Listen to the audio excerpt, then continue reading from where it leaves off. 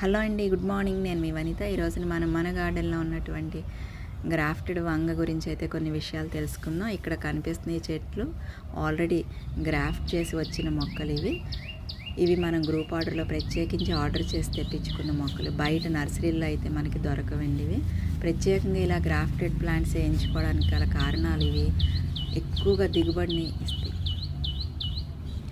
ఇవి ఇలా గ్రాఫ్ట్ చేయడానికి అడవి వంగ మొక్కలను ఉంటాయి. వాటిని అయితే ఎంచుకుని వాటి యొక్క రూట్ స్టాక్స్ తీసుకుని మనకు కావాల్సినటువంటి వంగ రకాన్ని ఎంచుకుని వీటికి గ్రాఫ్ట్ చేయడం అయితే జరుగుతుంది.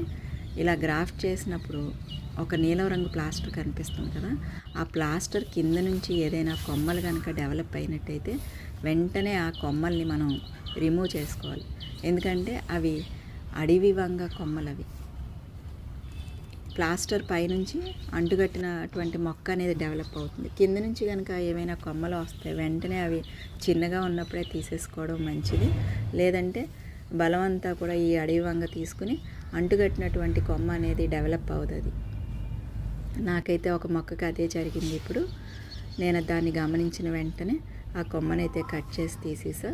కానీ పక్క నుంచి ఇంకా కొద్దిగా చిగురులు అయితే వస్తున్నాయి. అలా చిగురులు వచ్చినప్పుడల్లా కూడా వాటిని మనం తుంపేస్తూ ఉండాలి.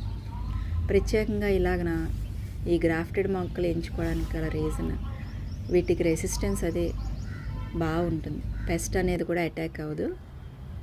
రైతులు, టెర్రస్ గార్డెన్ వాళ్ళు కూడా వీటిని ఎంచుకోవడం వల్ల దిగుబడి అనేది బాగా వస్తుంది. వీటికి ఒక అడుగు కూడా లేని చెట్లకి ఒక్కొక్క చెట్టుకి 3 నుంచి 4 పిందెల వరకు అయితే వచ్చేసినాయి. వీటిని మనం 50 రూపాయల టప్పులో అయితే నాటుకున్నామండి.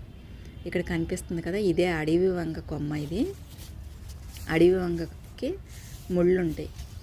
ఆకులు కూడా చాలా పెద్ద పెద్ద ఆకులు వస్తాయి. కట్ చేసి పక్కన పడేసిన కొమ్మ ఎండిపోయింది. ఇది మీకు చూపెట్టడం కోసం అని చెప్పేసి తీసుకున్నా. ఇలా ముళ్ళు అయితే ఉంటాయండి.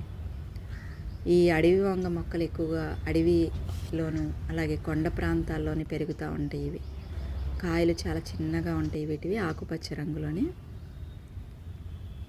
దాదాపు 1 మీటర్ ఎత్తి ఎదిగిపోయే వరకు నేను గమనించలేదు. అందుకని ఇది ఇలా ముళ్ళు అవన్నీ కూడా ఉన్నాయి దీనికి.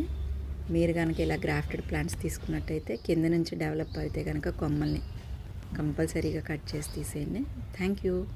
Happy gardening.